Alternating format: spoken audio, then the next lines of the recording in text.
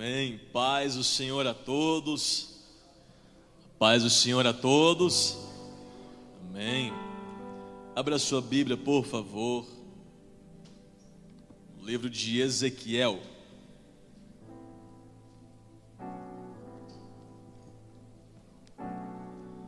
Ezequiel, capítulo de número 1. Enquanto você encontra, quero aqui agradecer a Deus por essa oportunidade. Obrigado, pastor Josué. Deus abençoe o senhor, tua casa, tua família.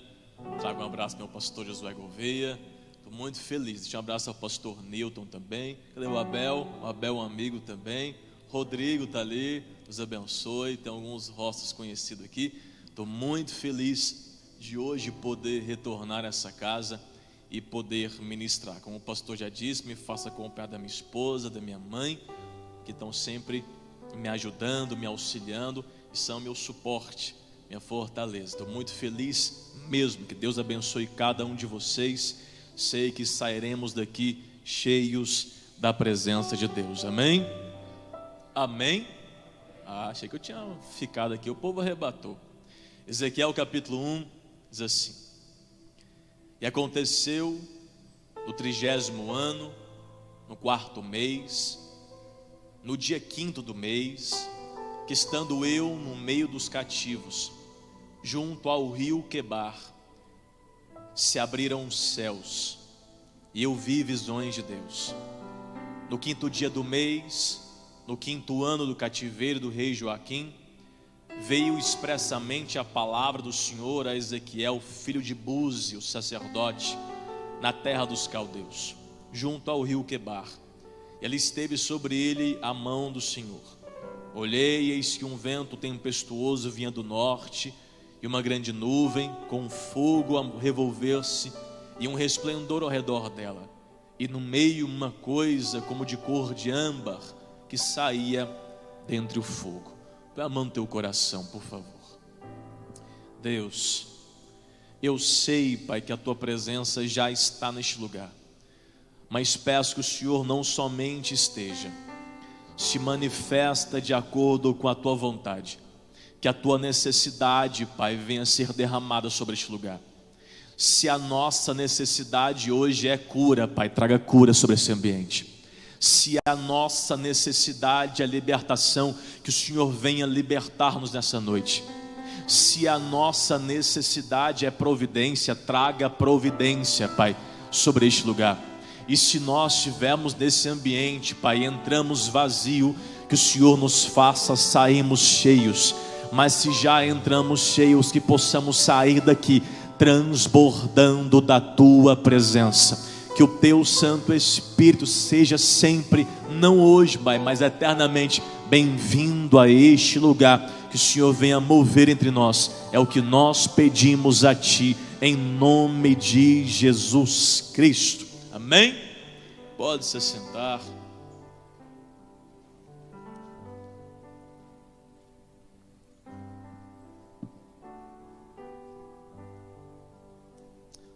Deixa eu dividir. Obrigado. Pode deixar aí, então, restinho. O pensamento com vocês, porque lendo esse texto, me vem à mente a frase de um filósofo bem conhecido, Abel, chamado Heráclito, que ele diz que na vida nada é permanente exceto a mudança. Nada é permanente exceto a mudança. E depois ele vai falar também uma outra frase que se torna conhecida, falando que nenhum homem pode banhar-se 2 vezes no mesmo rio, pois na segunda o rio já não é mais o mesmo, nem tampouco o homem. Ou seja, o rio mudou e o homem também cresceu. Só que isso não posso aplicar à palavra de Deus, do qual vejo às vezes muita gente falando que a palavra de Deus se renova a cada manhã. Pode até ser lindo, mas não é bíblico, porque em Lamentações capítulo 3, verso 22 ao 23 diz que as misericórdias do Senhor são causa, ou é a causa de nós não sermos consumidos, porque as suas misericórdias não têm fim, renovam-se a cada manhã. Ah, mas Bruno, graça, misericórdia, a palavra é tudo igual. Não. Qual é a diferença? Misericórdia é a libertação do julgamento. Graça é favor sem merecimento. Quando nós pecamos, nós merecíamos o inferno, mas Deus, em sua misericórdia, não nos deixa receber o que nós merecíamos, e por termos pecado não merecíamos o céu, mas Deus, em sua graça, envia seu Filho, nos dando acesso a este lugar. Então misericórdia é a libertação do julgamento, graça é um favor sem merecimento. E a palavra? Palavra é o que Deus fala, não volta atrás e ninguém muda. Por isso que Mateus capítulo 24, verso 35, a Bíblia diz que o céu e a terra passarão, mas as minhas palavras não hão de passar. Então a palavra de Deus é a mesma ontem, hoje e será eternamente. Mas fora essa questão, eu concordo com a frase dele, porque de fato nada é permanente exceto a mudança, e algumas coisas na nossa vida vão mudar, e você vai entender. Por que eu digo isso? Porque quando Jeremias já profetizava há 4 anos em Jerusalém, Judá, Reino do Sul, foi quando Ezequiel nasce por volta de 622 anos antes de Cristo. Ou seja, Jeremias já era profeta e Ezequiel nascendo para ser profeta. Poucos profetas da Bíblia têm muitos dados pessoais em relação à sua vida cotidiana, mas aqui temos alguns dados que vamos tirar algo, e sei que seremos edificados por Deus essa noite. No versículo 3 vai fazer referência ao nome do homem citado no texto, Ezequiel. E para quem não sabe, Ezequiel significa a força de Deus. Deus fortalece, ou Deus é fortaleza, ou seja, alguém que é revestido pelo poder do Deus vivo. Um nome expressivo, um nome forte, um nome profético. E agora eu começo a entender um pouco do significado desse nome a partir do nome do pai dele. E a Bíblia vai falar que o pai dele se chamava Buzi, o sacerdote. E para quem não sabe, Buzi significa desprezado, desprezado por Yahvé, desprezado por Jeová, ou alguém que foi desprezado por Deus. E para quem não sabe um pouco da cultura judaica ou hebraica, dava-se o nome das pessoas por revelação ou inspiração divina, ou como uma forma profética determinando o futuro da criança, ou pelo algum fato acontecido no seu nascimento. Assim era dado o nome. Então, para o pai de Ezequiel ter o nome de homem desprezado por Deus, alguma coisa aconteceu no meio do caminho para que esse homem tenha esse nome de desprezo. Mas depois que o homem é chamado de desprezado, ao colocar o nome no seu filho, vai chamar ele de Deus é a minha fortaleza. E agora Ezequiel vai mostrar para nós que por mais que nós viemos da história de alguém que foi desprezado, Deus sempre escreve uma nova história e se fortalece com a presença dele na nossa vida. Agora o filho do desprezo vai se chamar Deus é fortaleza. E eu começo a aprender aqui também que nem sempre as histórias vividas do passado de alguém tem a obrigação de acontecer na minha vida. Não é porque alguém errou, fracassou, que eu também vou errar e vou fracassar. Não é porque teus pais não conquistaram que você não vai conquistar. Deus nos chamou para quebrar decretos de derrota, para vivermos um tempo novo mediante o nome que Ele colocou na nossa vida. E por isso eu posso te falar que não é porque teus pais passaram questões que você você pensa às vezes que foram de fracasso e tristeza, que você vai ser obrigado a passar. Não é porque teus pais às vezes, infelizmente, se divorciaram, que a sua casa também vai encontrar divórcio. Não é porque teus pais passaram por tristeza, violência ou fome, que a tua casa vai encontrar fome. Não é porque teus pais passaram questões que infelizmente aconteceu, que vocês também vão passar. Eu vim falar e vou profetizar, porque é quarta profética. Se na tua casa não tinha ninguém que foi para fora do país, você vai ser o primeiro a pisar em terras diferentes. Se na tua casa não tinha empresário, vai ter o primeiro empresário na tua família. Se na tua família ninguém formou, você vai provar esse milagre na tua casa. Se na tua família não tinha pastor, profeta, você será a primeira mulher de Deus, homem de Deus, profeta, pastor, missionário, e vai provar milagres de um tempo novo na tua família. Por isso que 1 Coríntios capítulo 15 vai falar do segundo Adão e do primeiro Adão, que o primeiro Adão, vindo do pó, caiu, pecou, mas o segundo Adão, Cristo, vindo do céu, venceu com honra e venceu com glória. É Deus falando. O primeiro Adão caiu no jardim, mas o segundo venceu a morte, a sepultura. Não é porque o primeiro Adão pecou que o segundo Adão cairá também. Então entenda isso. Alguém na tua família pode até ter uma história de fracasso e tristeza, mas não é porque aconteceu na vida de alguém que vai acontecer na sua. Deus te chamou para viver um tempo novo na presença dele, e você vai provar isso em nome de Jesus. Então erga essa cabeça, que você vai falar: Pai, eu sou uma nova história na nossa família. Mãe, eu sou uma nova história na nossa família. E Deus pode pegar uma história de desprezo e levantar um tempo novo. Glória, aleluia. A gente começa devagarzinho, depois vai pegando, né? Segundo, outro dado importante, Ezequiel era filho de sacerdote. Então automaticamente, vindo de linhagem sacerdotal, ele também seria sacerdote, porque o sacerdócio não era dado a quem quisesse. Sacerdócio, ninguém acordava e pensava: não estou fazendo nada, igual um povo que faz, não estou fazendo nada, vou abrir uma igreja. Faz isso não, irmão. Então o sacerdote, primeiro, tinha uma questão genética. Eram 3 questões para acontecer. Primeiro, tinha que ser levita, sacerdote, sumo sacerdote. Como acontecia? Sendo da tribo de Levi, levita, mas para ser sacerdote tinha que vir do tronco e da linhagem de Arão, irmão de Moisés.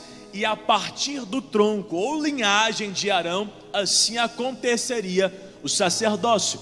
E Ezequiel, pela bondade e misericórdia de Deus, já nasceu de uma família de sacerdote, então já tinha um sacerdócio cravado em seu DNA. Então Ezequiel, vindo de linhagem sacerdotal, o seu projeto era ser sacerdote. Só que é importante tratar de algo aqui, para você entender o texto e ver o quanto ele é importante. Havia 3 referências na Bíblia, irmã, em relação ao início do sacerdócio. Qual? 3 idades: 20, 25 e 30 anos. Qual era a questão? 1 Crônicas 23, 27 falava que era aos 20 anos. Números 8, 24 falava que era aos 25.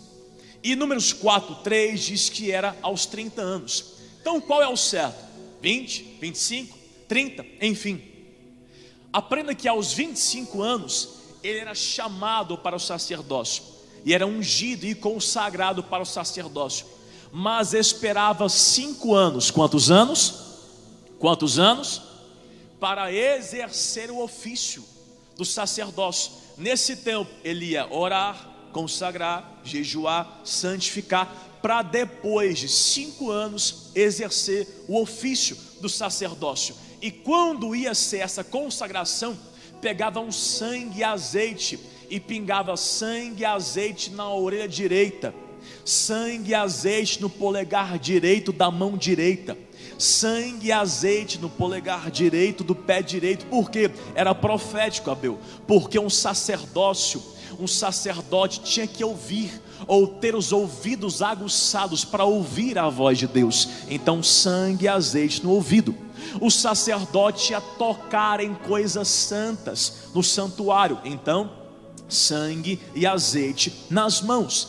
O sacerdote ia pisar num lugar sagrado, então sangue e azeite nos pés. Bruno, onde você quer chegar? É porque 606 anos antes de Cristo, Babilônia invade Jerusalém e vai levar contigo pessoas cativas. Quem? Daniel, Sadraque, Mesaque e Abednego.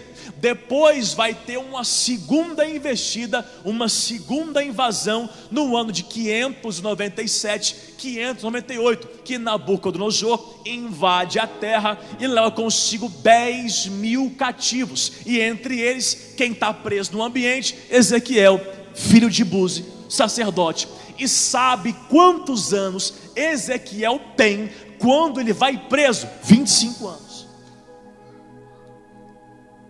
Aí a Bíblia começa falando, e no 30º ano do cativeiro. Não é 30 anos de reinado, é 30 anos de Ezequiel. Ou seja, ele foi preso com 25 e já está 5 anos cativo. Ou seja, aqui é a idade dele. Quando era para ele ser ungido sacerdote e receber o sangue e azeite na orelha, no pé e na mão, ele é levado preso, cativo, e agora ele está às margens do rio Quebar, amassando barro. Ou seja, no ano que era para ele reinar e ver o seu sucesso, parece viver seu maior fracasso. No ano que ele pensar, agora eu vou ser rei aqui, vou ser sacerdote, agora vai acontecer, vira preso e está às margens do rio, amassando barro. Agora ele está à beira do rio e longe do templo, onde ele ia exercer o sacerdócio.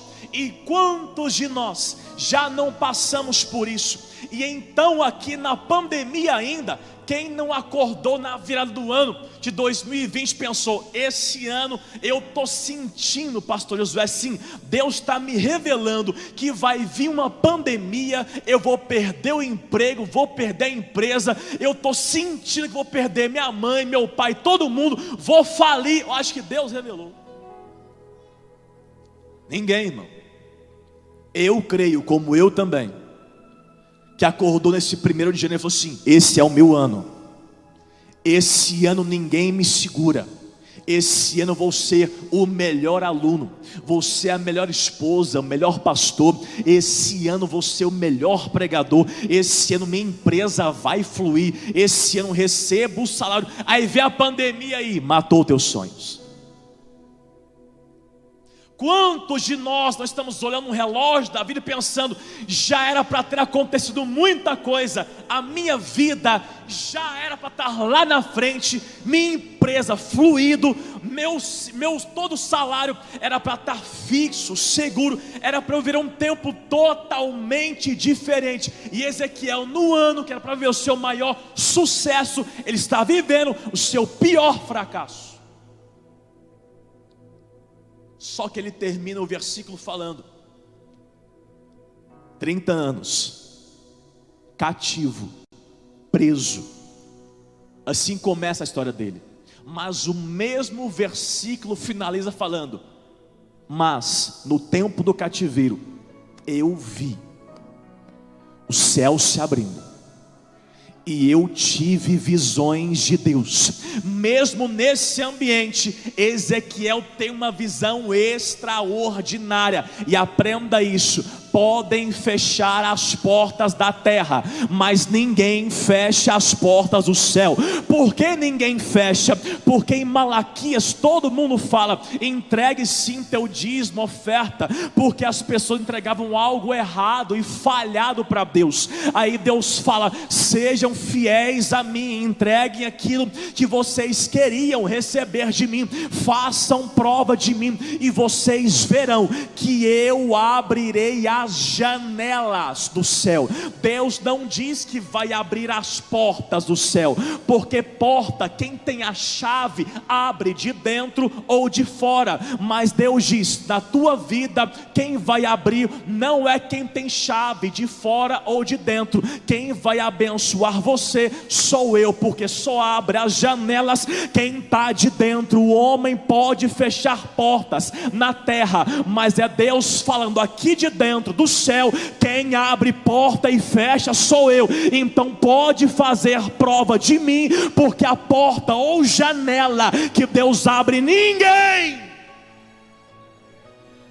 fecha.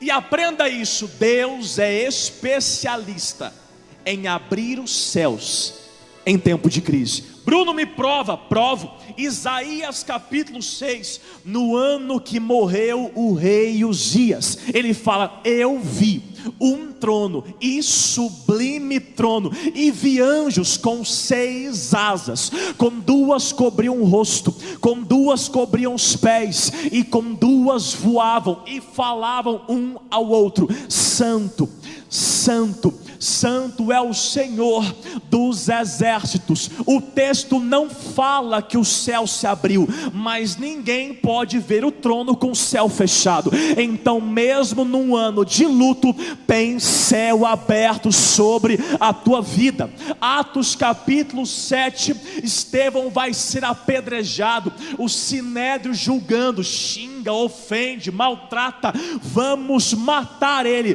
Mas a Bíblia fala que Estevão, cheio do Espírito Santo, fixando ou fitando os olhos nos céus, ele diz: eis que eu vi o Senhor assentado ao trono direito, à destra direita do Pai, e disse: ei, Estevão, estou vendo, é o céu falando, eu estou vendo, estou justificando tudo aquilo que está acontecendo. Então mesmo num tempo de apedrejamento, tem céu aberto sobre a nossa vida.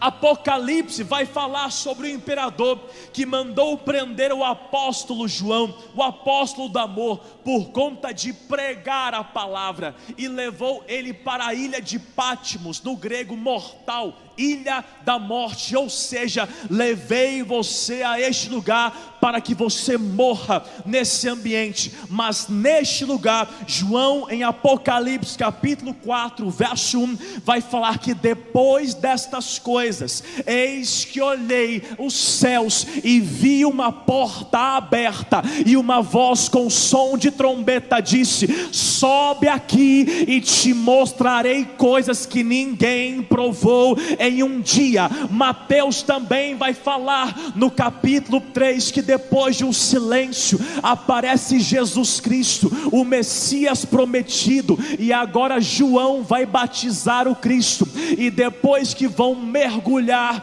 Jesus nas águas, até então era só mais um herege, era só mais um mentiroso, era só mais uma história. Mas depois que João batiza o Cristo, a Bíblia diz: eis que o céu se abriu e o Pai disse: é meu filho amado, em quem me comprazo. Mesmo em tempo de perseguição, tem céu aberto na nossa vida. Então erga as mãos aos céus, por favor, levanta as duas, porque eu vim falar, mesmo em tempo de crise, de perseguição, de ferida, de morte, de doença, tem céu aberto na tua vida, na tua casa. Deus está cuidando da tua família. A palavra que o homem libera não governa a tua casa. Se Deus falou que abrirá os céus, se mantenha no lugar que Ele disse. Há um tempo de Deus sobre a nossa igreja, e os céus vão se abrir. Mesmo em tempo de crise, ninguém fecha a porta que Deus abre. Oh glória, aleluia. É um tempo novo. Aí agora ele fala que ele vê uma tempestade, e acima da tempestade ele vê um arco, ou seja, o arco da aliança. E aqui ele relata que viu 4 semblantes: leão, boi, homem e águia. Ele está tipificando ou mostrando o evangelho. Por quê? Porque leão é o rei da selva, o boi é o servo, como diz em Isaías, o homem revelando sua humanidade, e a águia era usada como símbolo da sua divindade. Qual? Mateus, e Cristo é o rei, o leão da tribo de Judá. Marcos, ele é o servo de Deus, o boi. Em Lucas, ele é o filho do homem, sua humanidade. E em João, ele é o filho de Deus que desce como águia para revelar sua divindade e governar sobre nós. É Ezequiel falando: se preparem, porque o filho vai vir e vai governar a nossa terra. Descanse. Aí no final ele fala isso: eu vi o arco acima da tempestade. Que arco é esse? Quando Noé sai da arca, Deus fala: olhem para a nuvem e vejam o arco de Deus. Não é arco-íris, gente, porque íris é mitologia grega, é arco de Deus, porque quem criou não foi íris, quem criou foi Deus. Então o que você vê lá em cima, ou esse arco que nós vemos, é o arco da aliança. Por isso que Deus fala: após a tempestade, o dilúvio, toda a crise, olhem para o arco, para vocês lembrarem que em meio à crise, antes da crise, depois da crise, a promessa ainda está de pé. E aqui é isso, é Deus falando que Noé vai ver o arco, João vai ver o arco e Ezequiel vai ver o arco. Só que Noé vê o arco depois da tempestade. João vê o arco em Apocalipse 4 e 10, quando não tinha tempestade. E Ezequiel vai ver o arco no meio da tempestade. Por quê? Porque tem dias que Deus nos chama para ser Noé, que depois da tempestade, depois de toda a tribulação, olhar para os céus e falar: ufa, a promessa está de pé. Ou se não, somos João, não tem crise, não tem nada, e a promessa está longe, mas está lá, eu estou vendo ela ainda. Ou se não, somos Ezequiel, na crise, na tempestade, na tribulação, mas olhando ao céu e falando: eu estou vendo a promessa ainda de pé. É por isso que Jesus aparece no meio da tempestade e fala: mar, vento, para, porque aquilo que descontrola vocês, eu tenho domínio. Mesmo na crise, da tempestade, antes dela, depois dela, eu sou Deus Emanuel, o Deus conosco. Fiquem em paz em meio a todo esse ambiente. Olhem para as nuvens e vejam o arco da minha aliança falando: a promessa ainda está. Aí depois, deixa eu caminhar para o final. Deus vai trazer questões tão complexas, mas ensino para a gente que é sacerdócio. Deus faz: Ezequiel, pega um rolo, papel, come. Por quê? Porque você vai sentir de dentro para fora a palavra de Deus. Você vai sentir em você isso. E depois pega um bolo e pega cereais, os melhores, e monta um bolo. Mas olha que grotesco, Deus fala: pega um esterco, mistura no bolo e come. Aí ele fala: mas eu não como coisa imunda. Deus fala: te livrar dessa. Não é comer esterco do homem, vai comer esterco de boi. Que livramento é esse, irmão? Vai comer por quê? Você vai sentir na pele o que esse povo vai sentir ao me abandonar, e vão tentar comer qualquer coisa que chegar até eles. E você, Ezequiel, vai sentir na pele. E depois vão rapa a tua barba e rapa o cabelo, porque aquele tempo era sinal de desonra. É Deus falando: da mesma forma, Ezequiel, que esse povo vai me desonrar, você também, como profeta, vai ter que sentir na pele o que é desonra. Sinta essa mensagem. E depois vai na parede, crava um buraco com a mão, pega a tua mobília e põe na rua, e vai dormir no chão. Pega uma placa, divide, vai dormir tantos dias aqui, tantos dias no chão, com tudo para fora, porque você vai sentir na pele como é viver ao lado de um povo que abandona um Deus que guarda eles. Sinta na pele o que o povo sente. Aí depois parece que não termina, ele fala: e ainda vou tirar a menina dos teus olhos. E a esposa de Ezequiel morre. E Deus fala: e agora geme em silêncio. Ou seja, chora não.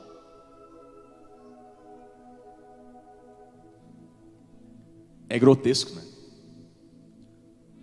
Mas é Deus falando: se for para chorar, chora no meu ombro. Se for para chorar, chora no meu colo. Se for para orar, ora a quem pode responder você. Não vai gritar para o povo, não vai para as redes sociais, não vai falar com quem não pode ajudar você. Chama no secreto, geme em silêncio, porque se faltar palavras na tua boca, eu estou escutando o gemido do seu coração. Eu estou entendendo você, eu estou compreendendo você.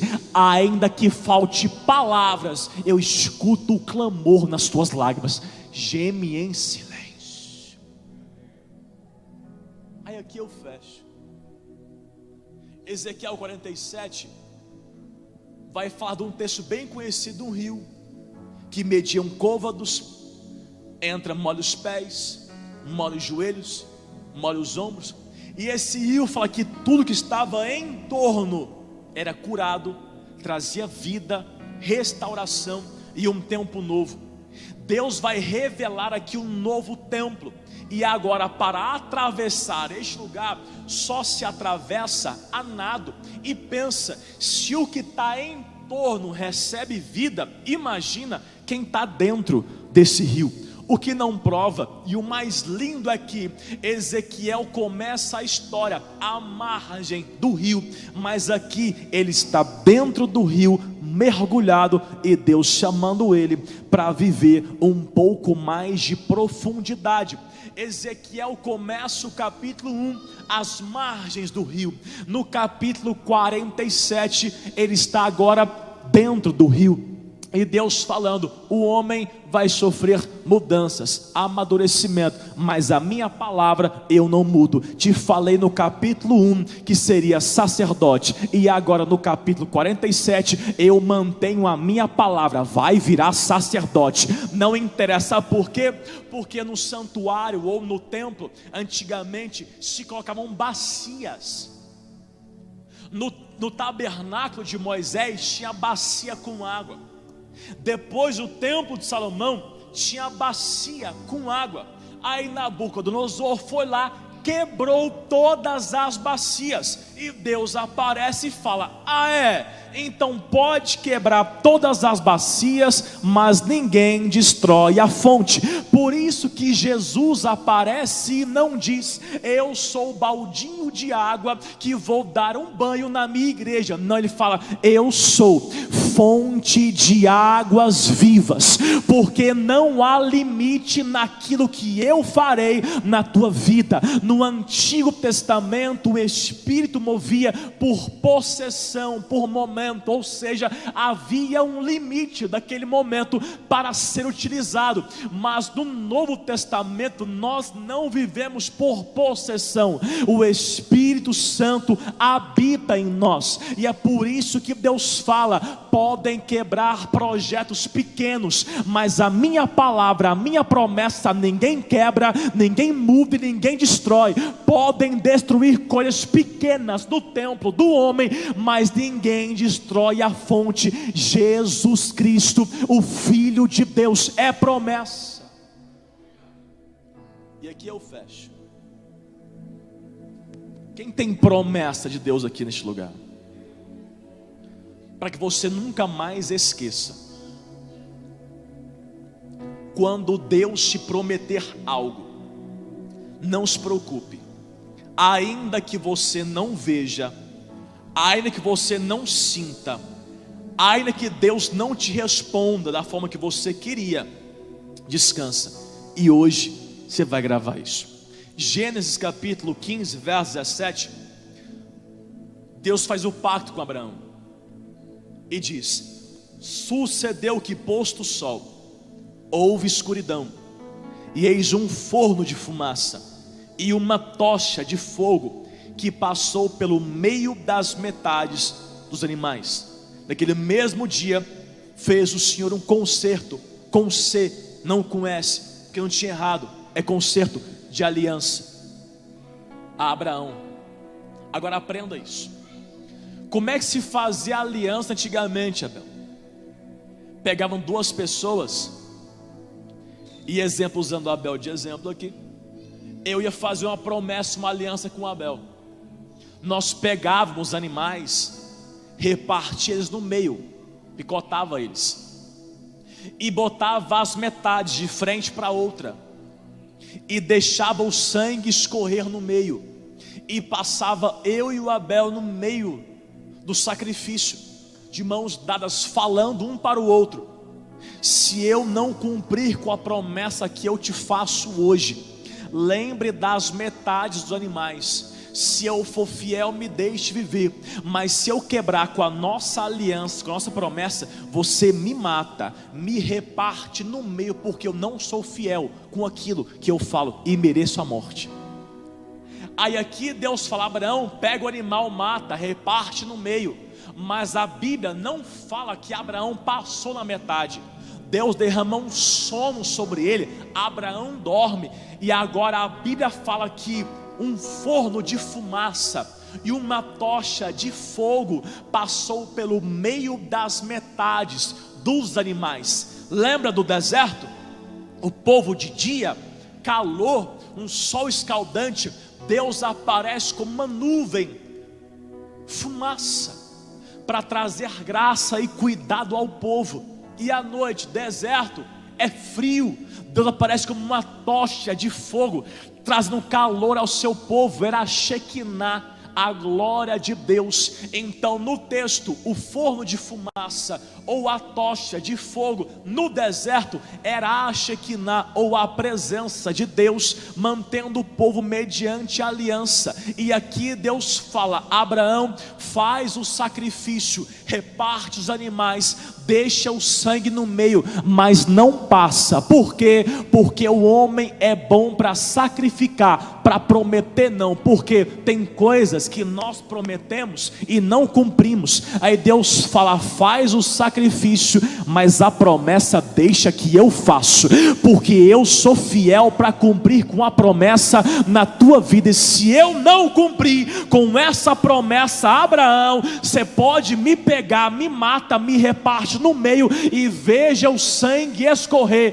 mas eu sou Deus fiel e vou cumprir na tua vida, e o que eu prometi a Ezequiel Ezequiel, há mais de não sei quantos anos atrás, eu vou cumprir na minha igreja, porque a fonte de águas vivas, o meu Espírito, eu vou derramar sobre a igreja, trarei cura, salvação, libertação, graça, misericórdia, e a minha palavra eu não mudo e não volto atrás. Então essa presença se manterá viva entre nós eternamente. Feche teus olhos, por favor.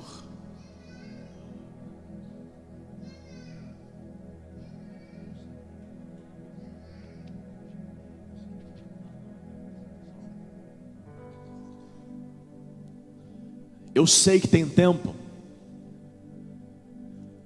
que Deus já fez algumas promessas, mas parece que o diabo está gritando mais alto, não vai conseguir.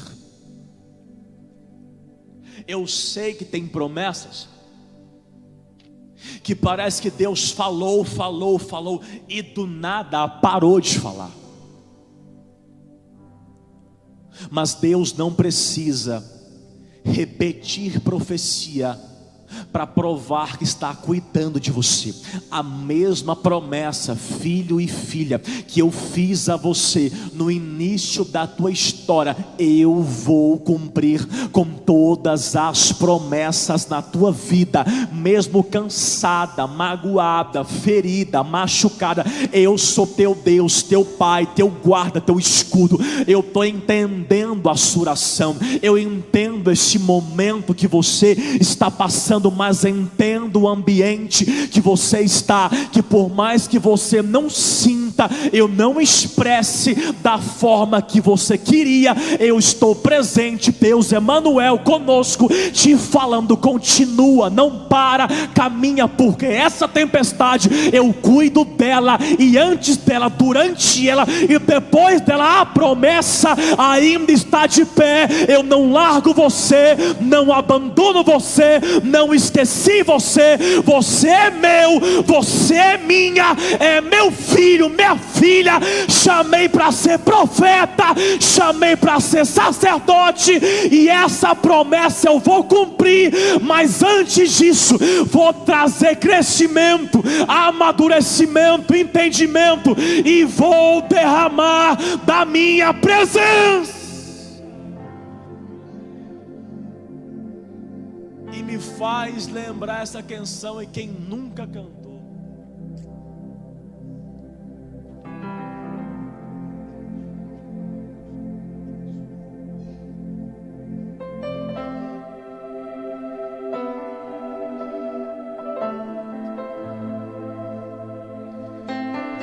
Leva ao Pai as minhas intercessões, quando dobro os meus joelhos em meio às tribulações, Ele ouve o gemido do meu coração.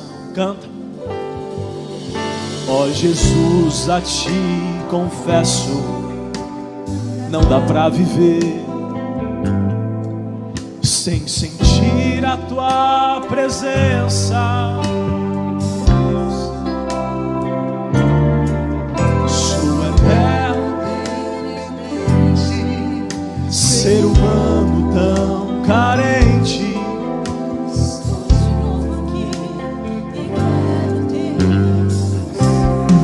Canta, igreja.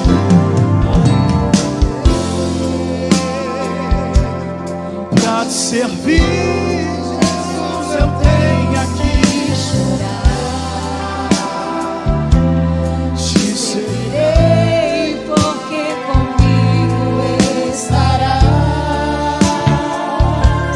Sofrer contigo é bem melhor do que errar. Oh glória,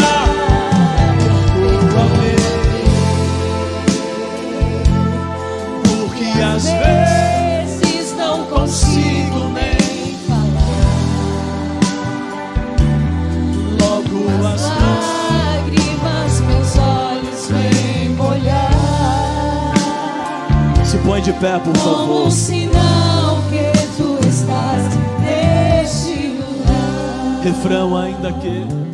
Ainda que, 2, 3. ainda que Pra te servir, Jesus, eu tenho que chorar. Isso. Te seguirei, porque comigo estarás. Sofrer contigo é bem melhor do que errar.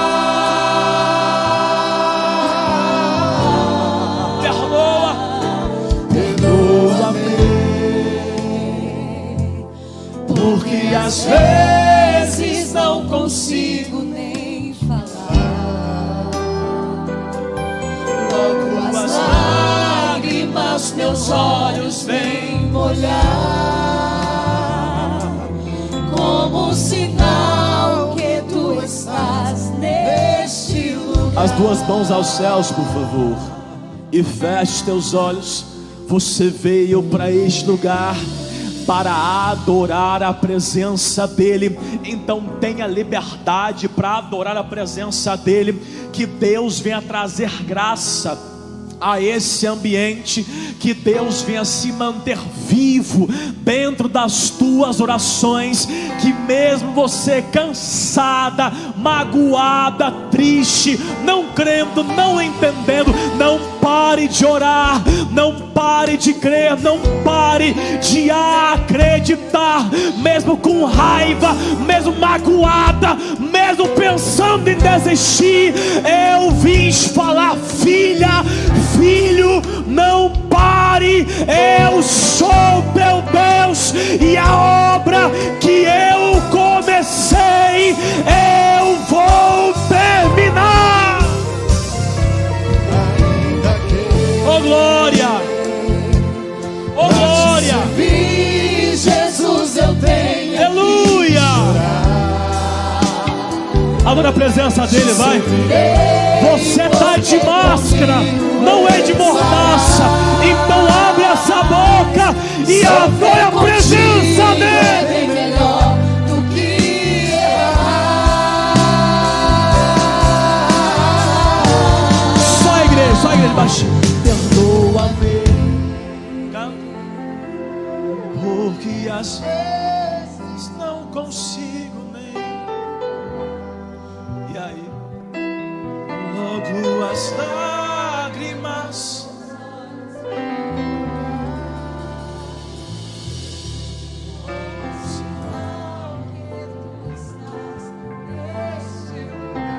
Ainda que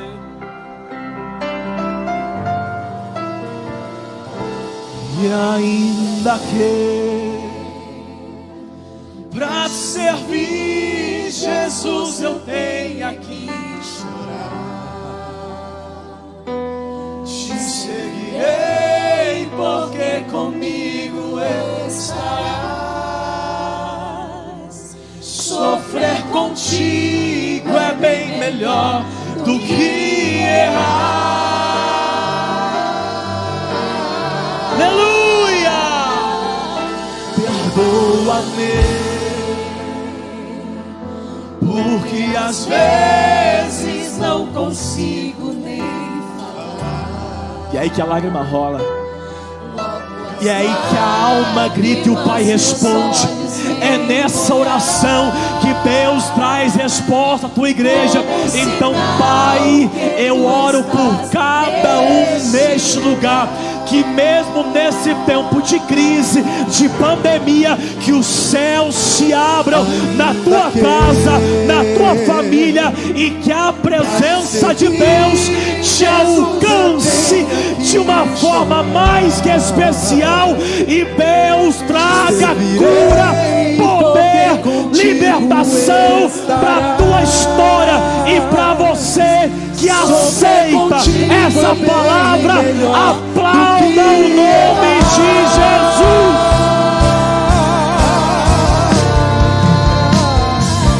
perdoa-me.